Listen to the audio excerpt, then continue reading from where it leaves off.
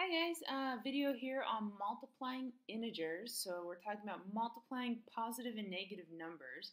And to begin with, I guess it's important to say that first you got to be able to multiply regular numbers, just positives, before you're able to add in the negatives. So we're going to try some of these problems, and I'm going to show you a couple ways to think about them. So first off, we're talking about things like 4 times negative 3.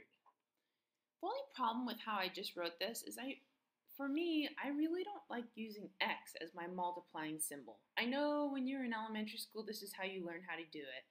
But in middle school and high school, this is going to be really confusing because it's going to look like a variable, and it's going to confuse us with algebra problems. So from here on out, when I do a multiplication problem, I want to do it a different way. Either I'm going to write 4 times negative 3, and I'm going to use the little dot for multiplication. That's one way.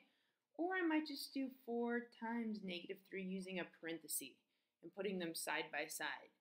And truthfully, this, and this all mean the same thing. They all say 4 times negative 3. It's just we have to kind of pick which way we're going to write it. And I'm probably going to write it either one of these ways. I'm going to avoid the x. It's typical math. We have 3 ways of doing everything, right? But let's figure out what the actual problem wants us to do. It wants us to do 4 times negative 3. So imagine negative 3. 1, 2, 3. Let's visualize this for a minute. We're saying we have 4 times that. So that's one of them. Let's do another negative 3. Negative 3. 1, 2, 3. Okay, now there's 2 of them. 1, 2, 3. Okay, now there's 3 of them. 1, 2, 3, and now there's 4 of them. So truthfully, how many negatives do we have? Well, I see 3, 6, 9, 12. You add them up, or you could count them. 1, 2, 3, 4, 5, 6, 7, 8, 9, 10, 11, 12.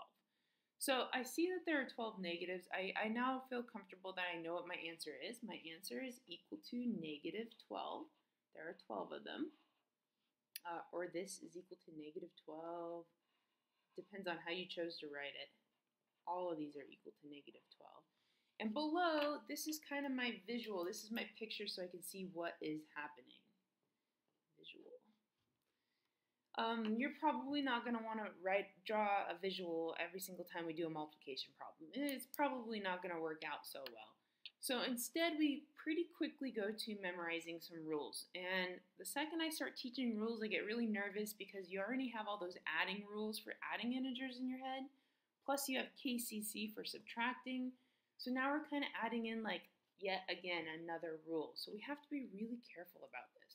But here's the rule for multiplying. We're going to write it down, and then we're going to practice it.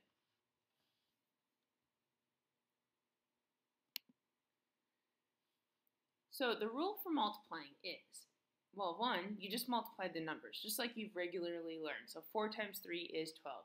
So the rule is multiply. But then after you multiply, you have to decide is the answer a negative or a positive. Well, it really depends. If the signs do not match and they're different, then the answer is going to be negative.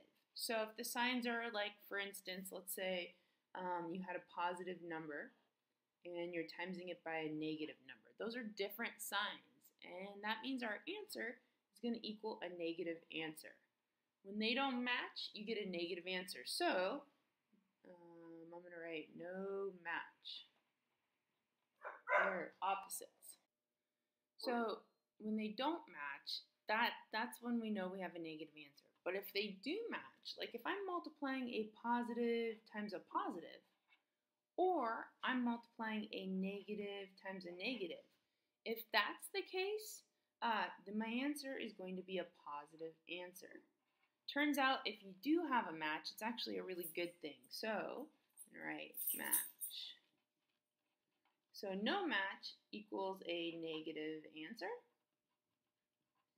and matching equals a positive answer. Now, in class, we kind of jokingly talk about this. We call it the Match.com rule, only because if you're on Match.com and guys are looking for girls or girls are looking for guys or whatever, If two people are similar, they're both positives, that's a good match. Or if two people are similar and they're both negatives, that's a good match. So a good match would be a positive answer. If two people are opposites, opposites do not attract or do well, so that's not a good match on Match.com, that'd be negative. So we kind of joke in class like, oh, it's the Match.com rule. No matching is bad, and if they match up, that's a positive thing, that's a good thing. So we're going to have a bunch of videos that follow this up where we're going to practice the Match.com rule. We're going to look for the numbers, decide do they match or not, and then that's going to help us figure out our answer. So please keep watching as I make more videos about this. All right, bye.